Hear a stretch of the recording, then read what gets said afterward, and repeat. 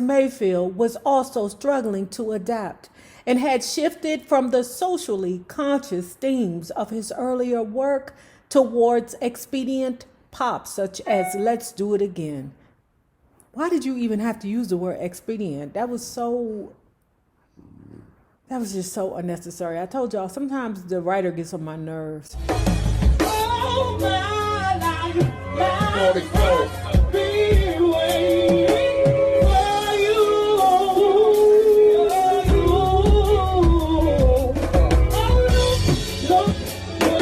No, how you do. Hello there, love bugs. Hello there, Bellas. If you have not already done so, please remember to like, share, subscribe, and tip your favorite narrator via Cash App at $NAROB on YouTube. And if you are not already a part of this book club, please hit the Patreon link below and or the join button here on the YouTube. And for a small monthly fee of $5, you babies, yes, you can be privy to all the shenanigans before the YouTube gets it, if the YouTube gets it. Remember, for those of you who are dog lovers, I post something about the dogs on the Patreon or the paying members community wall at least once a week, okay? Because you hear the dogs in the background. You should at least see them when they ain't bombarding the show. Let's continue reading Mavis Staples. You know, one of you all sent me this autographed book. I can't remember who it was. Thank you. I want to get on down.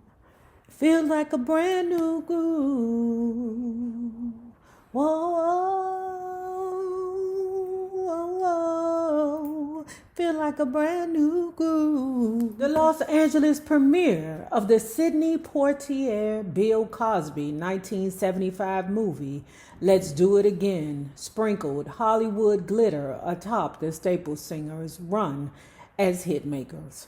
Pop stepped from a limo with mink draped Mavis, Cleotha, and Yvonne and fielded questions from Black Star magazine. We can never get away from gospel, Pop insisted. We will never get away from gospel because that's what we believe in. Sure, Let's Do It Again is not gospel, but the work we do is crossing over into pop anyway. In September 1976, they were back in Los Angeles as headliners at the Troubadour. Hold the hell on. Let me say something, because like I said, I don't respond to all y'all's comments, but I reads them all. Remember when we had the video about Cynthia, and some of y'all was in the comments before we dropped that Where the Hell is Cynthia video, or the secret sister, the secret Staples sisters sister? And some of y'all was like, hey, they got a sister that they don't ever talk about. And when we dropped that video, we had people in the comments saying, I never even knew that they had a sister named Cynthia. But let me tell you something that is so synonymous with black families. You hear me? Oh, my goodness. Because I told y'all, I have cousins that I don't know if they are really my sister cousin. I have an auntie on my dad's side, I swear, that just came from nowhere. Like, hey, Nene, here go your Aunt Donetta. Huh? Grandma had a baby? When did Grandma have a baby? I didn't see Grandma have a big belly. Where did the baby come from, child? And she was like 15, 16. All I knew was her Aunt Donetta came from somewhere. I'm telling y'all. Anyway, my beautiful grandfather. I hate to tell people this because people don't really know this about me, but my grandfather on my paternal side, he was half black and half Philippine, okay? And people would be like, you ain't got that in your... Yeah, I do. Okay, but let's just keep moving. I don't like to talk about it because to them, if they can't see it, then it ain't true. Let's get to this goddamn comment that this lady had said. She was like, "Nay, do you think Cynthia was one of the sisters' babies?" That's real.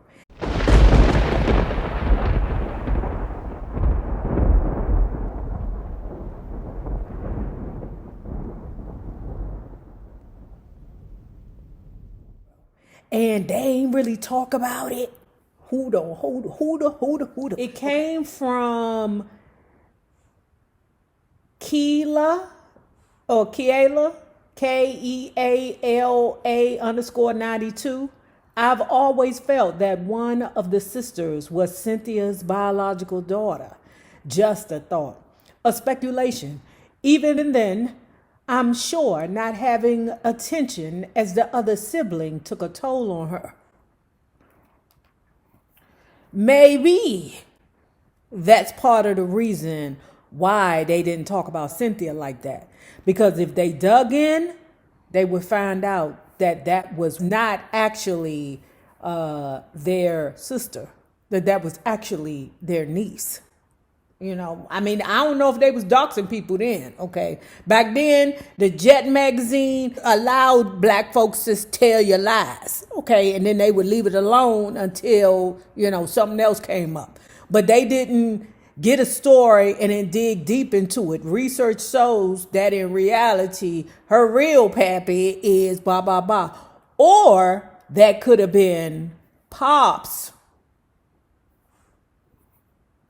baby that they, like I told you, like my grandfather. So anyway, with that being said, I could believe that Cynthia was possibly their niece/daughter, not a sister. Or it could have been like what my grandfather did. Dun, dun, dun, dun. This is your sister. And Mavis and Cleety and Yvonne is like, when did mama have a baby? Thank you. What is that, Kayla or Kayla, for that comment, because you really opened my eyes to a situation. In September 1976, they were back in Los Angeles as headliners at the Troubadour. The trappings of the gospel era, Pop's suit, the sisters' gowns were long gone, replaced by white sleeveless dresses for Mavis, Cleotha, and Yvonne, and Bermuda shorts with white shoes and knee socks for Pops. To underline the transition, they now billed themselves as the Staples instead of the Staples Singers.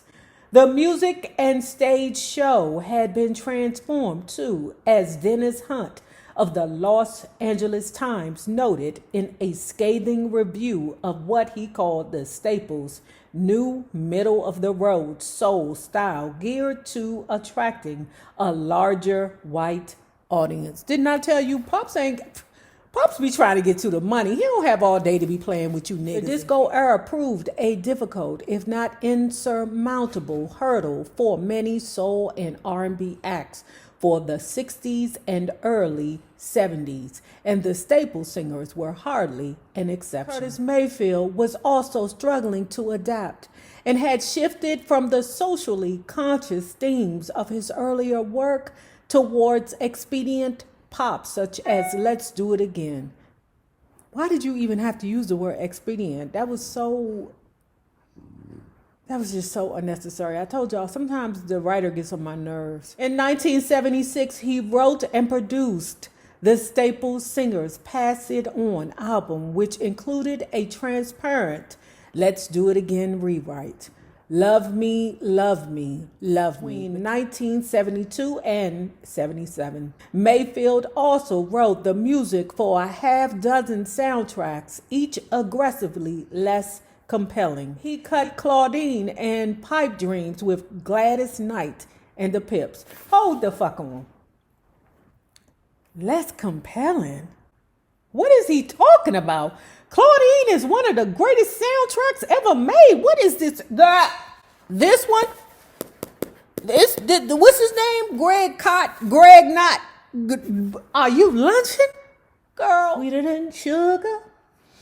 honeysuckle land, the greatest expression of happiness. Boy, you couldn't miss with a dozen roses. Is he crazy? Keep away from me, boom, boom, Mr. Welfare. He just keep on saying I'm a lazy woman, don't love my children.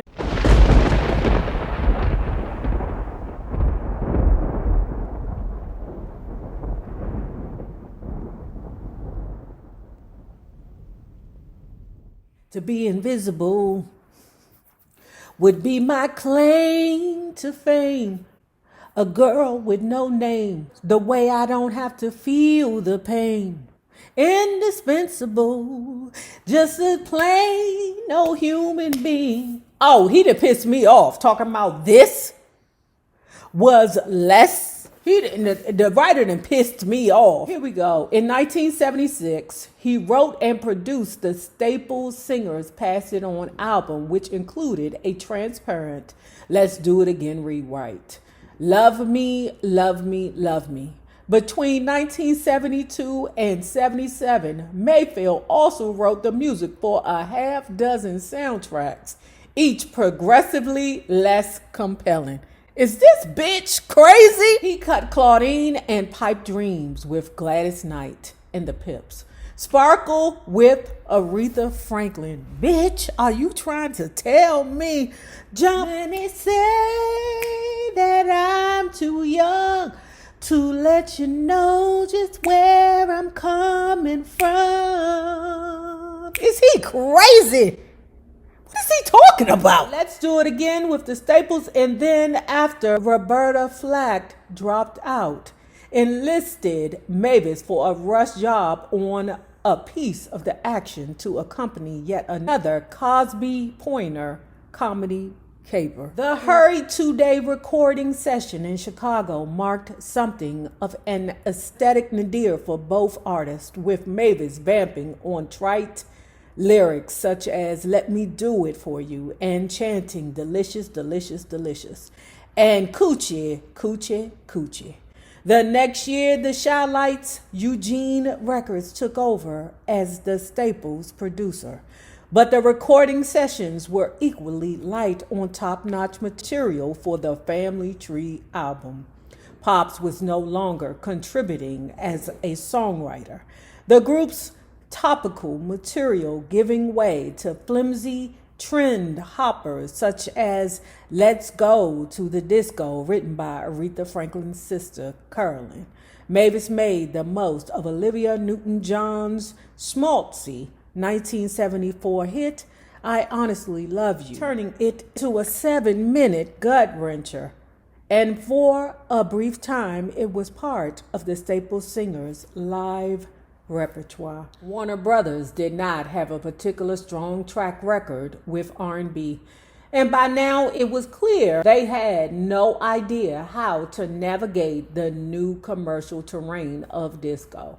After 2 decades of innovation, the Staples, along with soul veteran Aretha Franklin, Ray Charles, Wilson Pickett, and Isaac Hayes, were left behind by the disco vanguard of Chic, Donna Summer, and Giorgio Moroder. In February 1978, the Staples returned to Muscle Shoals studio in Alabama for the first time in 5.5 years in an attempt to stir up some of the gold dust of the Stax Beat Altitude era.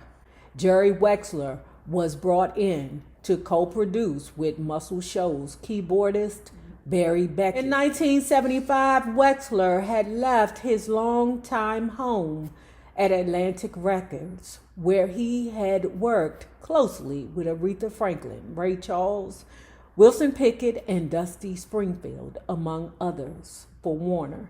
And he was a fan of the Staples' churchy vocals and Pop's guitar playing.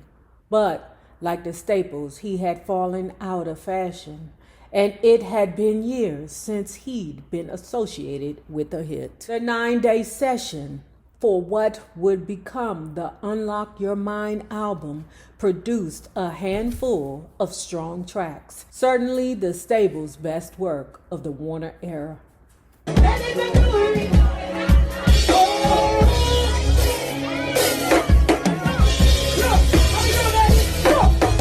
Oh, my life.